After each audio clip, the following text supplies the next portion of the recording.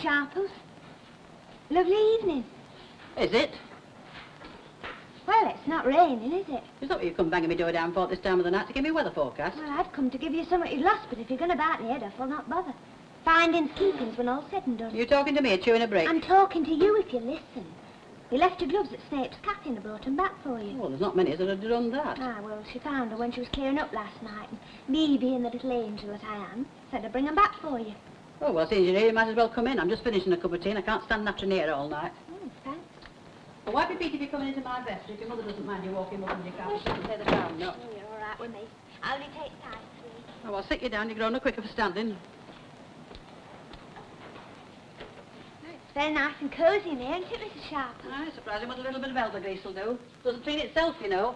That's why I've no time to be sitting on my behind pulling other folks to pieces like some do. Well, you're getting very thick with Sylvia Snape all of a sudden, aren't you? And she's got a cheap remedy you running her errands. What do you think you are, the lost property department or something? You see, I'm working for her now, part-time at the cafe. Waitressing and that. Oh, yeah, are you? Yeah. 2 nights a week, 7 while half 10. I just got in tonight. She said she'd found your gloves, so she's given me 5 minutes to bring them round for you. Well, she got all day. She didn't need to have to bother you about it. She's only round the corner. 7 while 10:30, 2 nights a week, and having you running your errands as well, by gum. She wants a pound of flesh. Well, I don't mind. It's given me a chance for a bit of a sit-down. Oh, well, you'll need it in that cafe and all. I don't suppose she's paying you any more than she needs to, Well, is I'm she? not as daft as I look, Mrs. Sharples. I'll have enough saved up to go on my holidays after a few months of waiting on. Now, I don't mind a bit of work, so long as I get something out of it. Well, it's nice to hear some of you young uns talk like that. There's too many of them making a career around here twice a week down at the Labour Exchange. They're a common lot round here. You know, I could write a book about them. Take that night of the gas mains caught fire.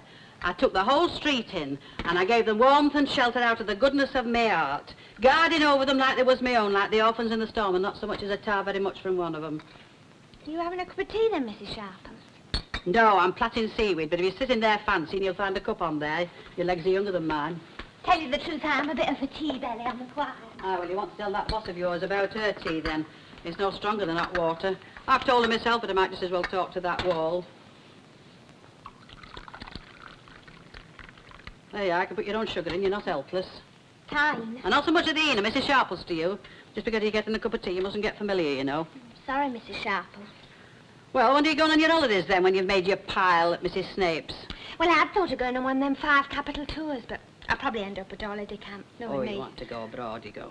There's not like a bit of travel, I'm all for it myself. Mind you, there's some round here, you know, think they're charting the Ganges when they're walking along the canal bank.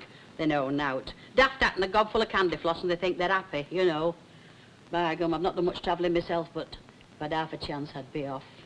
You wouldn't see me for dust, and Coronation Street could go and stick its head in the gas oven. Aye, well, I better get on my holidays, had it. I'll get shot. Well, don't let her give you any of her old book. If she'd had out about it, she'd brought them gloves back herself. Hey, where are they? You haven't given them me yet. Oh, I'm sorry, Mrs. Sharples. Honest, I'm getting worse. Well, thanks for a cup of tea. Ta-ra, then. I'm thinking when you get back, tell her to try putting a few tea leaves in that hot water she charges 3p a cup for. Hey, I don't know. Sloppy. Aye, there's no doubt about it. Travel broadens the mind. It opens your eyes to the wonders of the Lord and his bounty. Aye, but they live different to us abroad, don't they? I mean, it's not like what we have to put up with, is it? Oh, it's beautiful. And the pubs don't close either. Not like here, shouting time as soon as you get a glass in your hand. Mind you, there's a lot of foreigners there, isn't there? Where? Abroad.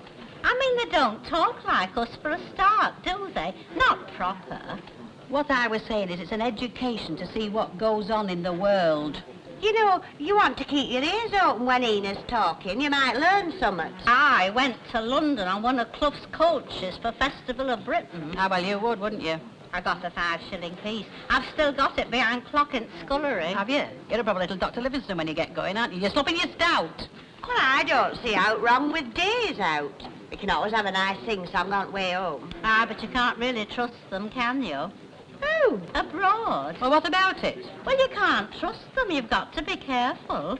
You can't trust who? Foreigners. Well, what do you think you've got that they'd fancy? Well, are we having another one then? Oh, but I've been just wondering where young Billy Walker is. I think if I was to see him, he might bring him round for us.